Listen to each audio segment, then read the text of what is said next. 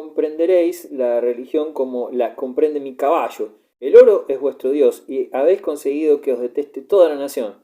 El pueblo me pide que limpie estos establos de Augias, y he venido dispuesto a hacerlo, con la ayuda de Dios.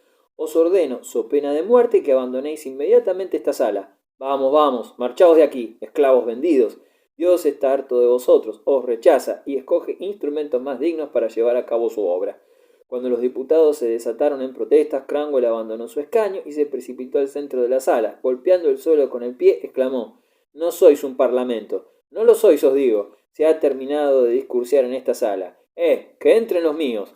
Unos 30 mosqueteros penetraron en la sala y otros más aparecieron en los pasillos. Luego Cranwell, presa de indignación, se dirigió a los diputados uno tras otro. «Tú eres un borracho. Tú te dejas sobornar. Tú eres un libertino. Tú no eres más que un alcahuete y un hipócrita. ¡Fuera de aquí!». Y los empujaba hacia sus soldados, que se los llevaban consigo. Por último les gritó: «Vosotros me habéis obligado a hacer esto». Día y noche suplicaba a Dios que me diera la muerte antes de imponerme esta tarea, mientras, a una señal suya, otros dos arrancaban de su sitio al speaker, que gesticulaba. Por último, Cranwell recogió todos los papeles de la mesa del presidente, mandó cerrar la puerta, recogió las llaves y se las metió en el bolsillo. Así terminó el Parlamento largo, tras una actuación de 13 años consecutivos. Al día siguiente, los transeúntes vieron en la puerta un enorme cartel, obra de algún bromista: «Esta casa se alquila». El señor protector. El rey ha muerto, viva el protector. Antes de finalizar aquel año, los soldados proclamaron a Oliverio Cromwell señor protector de la República, con carácter vitalicio, y Cromwell se instaló en Whitehall, en el antiguo Palacio Real. Políticos severos y soldados puritanos ocuparon el lugar de los elegantes gentlemen de antaño. De todas formas, sería inexacto imaginarse el palacio del protector como un sitio donde se evitaba cuidadosamente toda manifestación de alegría, si bien los festejos eran allí raros. A Oliverio Cromwell le gustaba la música y con frecuencia organizaba conciertos en su casa. Le encantaba extraordinariamente la compañía de sabios y hombres de talento, y cuando se veía rodeado de ellos sabía mantenerse ocurrente e ingenioso. El protector reinaba como un verdadero monarca, solo le faltaba el título de majestad. Algunos incluso propusieron ofrecerle la corona de la Gran Bretaña, pero a Cromwell le arredraban la tal perspectiva. Pidió, según sus propias palabras, un corto plazo para consultar a Dios y a su propia conciencia, y luego rechazó el trono. Prefería el título de señor protector. Aunque afianzado ya, el gobierno de Cromwell tenía numerosos enemigos que los echaban tanto dentro de las fronteras como en el extranjero. En efecto, nadie ignoraba que Carlos II preparaba desde Flandes un desembarco en Inglaterra y que podía contar con el apoyo del rey de España y de los monárquicos ingleses. Mientras la República corriera el doble riesgo de una invasión y de una guerra civil, Cromwell no podía abandonar aquel poder que sostenía todo su sistema de gobierno. Por ello, el Parlamento se encontraba, de hecho, bajo su total control. La persistente oposición parlamentaria. La oposición al protector en su primer parlamento terminó con la disolución de éste. Las elecciones para la nueva Cámara se desarrollaron en un ambiente de incidentes, pero esta vez el protector supo domar en el acto a la representación nacional, invocando un párrafo de la ley que prescribía que los elegidos debían ser intachables en cuanto a honradez, piedad y pureza de costumbres. Ni los mismos Estuardos se habían atrevido jamás a proceder de este modo tan radical y absoluto. Para mayor suerte de Cromwell, la noticia de una gran victoria vino muy oportunamente a callar la oposición. Frente a Cádiz, una escuadra inglesa había atacado una flota española cargada de plata. Varios de los codiciados barcos habían sido capturados y otros incendiados o hundidos. Esta sesión parlamentaria fue relativamente tranquila para Cromwell. Al principio de la siguiente, la oposición se permitió un lenguaje al que hacía tiempo no se atrevían los representantes de la nación. Cromwell, desalentado, dijo un discurso y decidió disolver de nuevo el Parlamento. Política exterior de Cromwell.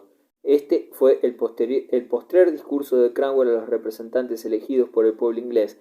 Podía permitirse tamaña audacia, convencido como estaba de haber devuelto a la Gran Bretaña el prestigio político perdido durante los Estuardos y de haberlo convertido en uno de los más poderosos estados de Europa, pues decía: «Parece que el Señor ha dicho: Inglaterra, tú eres mi hija primogénita, mi predilecta entre las naciones. Nunca ha hecho otro tanto el Señor en la tierra con ningún pueblo». Cromwell fue el primero en comprender la importancia del Mediterráneo como llave para imponer sus puntos de vista a los demás países. En consecuencia, dispuso que se estacionara allí de modo permanente una escuadra. La presencia del marino inglés en el Mediterráneo, protegiendo el comercio británico, bastó para arredrar no solo las potencias católicas vecinas, España, Francia e Italia, sino también a los estados piratas de Argelia, Túnez y Trípoli. Blake infligió entonces a los españoles tan graves derrotas que estos nunca pudieron ya rehacerse. Cromwell dedicó también mucha atención a la política colonial y se esforzó en adquirir algunas posesiones en las Indias occidentales. El protector demostró además paternal benevolencia hacia los colonos ingleses. Durante su gobierno, Inglaterra pudo ser considerada como la potencia protectora de todos los protestantes. Cuando los correligionarios de Cromwell fueron perseguidos en los Alpes italianos, se apresuró a comunicar al Papa que si el pueblo de Dios no era tratado con humanidad en los países católicos, se oiría desde el castillo de Sant'Angelo el tronar de los cañones ingleses. Parece que la amenaza logró su objetivo, ya que las persecuciones cesaron inmediatamente. Oliverio Cromwell pretendía aliarse con todas las potencias protestantes para luchar contra los católicos. Parecíale la más conveniente de todas la alianza con Suecia, no únicamente por motivos religiosos, sino también para contrapesar la supremacía que ejercía Holanda en el Báltico, con ayuda de los daneses, dueños del paso del Son. Dinamarca era en aquella época el enemigo natural de Suecia. Cuando estalló un conflicto sueco-danés, intentó inmediatamente la reconciliación de los dos adversarios, puesto que aquel recíproco debilitamiento de las potencias protestantes en Escandinavia laboraba en sentido opuesto a los intereses de Inglaterra, ya que los holandeses podían explotarlo en beneficio del comercio que mantenían en el Báltico. La rivalidad económica entre Inglaterra y Holanda constituía grave obstáculo para los planes de Cromwell en pro de un frente unido protestante. Cuando estalló la guerra entre los dos países, un embajador lo visitó para ofrecerse como intermediario y declaró después de la histórica conversación: con lágrimas en los ojos, el protector ha puesto a Dios por testigo de que nada en este mundo le causa más pesar que esta guerra. Cromwell sintió hondo alivio cuando se firmó al fin la paz, en 1654, y para celebrar el fausto acontecimiento invitó a los representantes de los Estados Generales y a sus esposas a un solemne banquete de reconciliación. Al final del mismo citó a sus invitados el texto del Salmo 133: «Ved qué bueno y qué dulce es vivir todos juntos como hermanos». La muerte del protector. Es indudable que el protectorado fue para Inglaterra una severa época de gobierno y de reformas saludables. Una administración económica austera e incorruptible trajo como consecuencia el bienestar, y las heridas de la guerra civil empezaron a cicatrizarse. Pero la rigurosa ideología de los puritanos pesaba gravemente sobre el pueblo inglés. Todas las diversiones estaban prohibidas, incluso las más inocentes. Pretender obligar a los ingleses a vivir con honestidad, según el criterio puritano, por supuesto, tenía que resultar contraproducente, allanando sobremanera el camino para una restauración de la monarquía. Con los años, Oliverio Cromwell fue comprendiendo que las estructuras políticas del protectorado estaban condenadas a desaparecer a su fallecimiento. La muerte trágica de Carlos I relegaba al olvido todos los desafueros cometidos durante su reinado, y el pueblo empezaba a adornar a la monarquía con una aureola gloriosa, como la preciosa herencia de sus antepasados. Desde el punto de vista religioso, el individualismo puritano estaba muy lejos de triunfar. Había quienes deseaban una jerarquía eclesiástica designada desde arriba, episcopalianos, y otros elegida por las bases, presbiterianos. En una u otra forma, la mayoría deseaba una iglesia de carácter estatal. Una vez sacudido el yugo del arzobispo Laud, muchos empezaron a echar de menos la iglesia de Inglaterra y su rito solemne, que tan edificante hacía el ejercicio del culto. Cromwell iba entrando en la ancianidad y sufría de las enfermedades características de su época, la gota y la piedra. El golpe decisivo lo sorprendió durante el verano de 1654, cuando la hija preferida de Cromwell fue atacada por una enfermedad incurable. Poco antes de que la muerte librara a su hija de sus terribles sufrimientos, el propio protector fue afectado de paludismo. 14 años antes, al morir su hijo mayor, Cromwell había recibido, según sus propias palabras, una puñalada en el corazón. Aquella férrea personalidad siguió en pie. Sin embargo, al día siguiente cayó en cama con una fiebre muy alta. En el momento de su agonía se desencadenó sobre Inglaterra una terrible tempestad. «Es el diablo que viene a buscar su alma», comentaban los monárquicos. La fe y la duda se disputaban el alma del moribundo, a quien se le oyó murmurar unas veces: «Mi obra está hecha», y otras: «Es terrible haber de caer en manos de Dios vivo». Por espacio de casi 2 siglos, el pueblo inglés consideró a Cromwell un tirano y un hipócrita.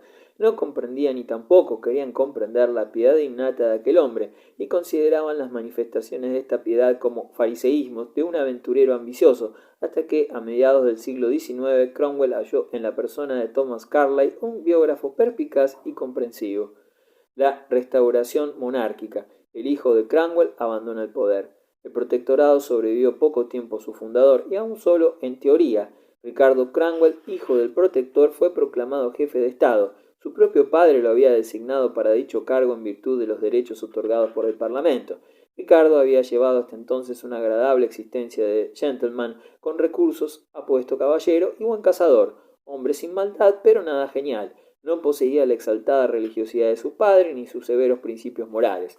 Durante algún tiempo, Oliverio Cromwell se había manifestado inquieto por ello. Incluso en sus últimos momentos fueron necesarias las súplicas de cuantos lo rodeaban para que el protector consintiera en designar a su hijo como su sucesor.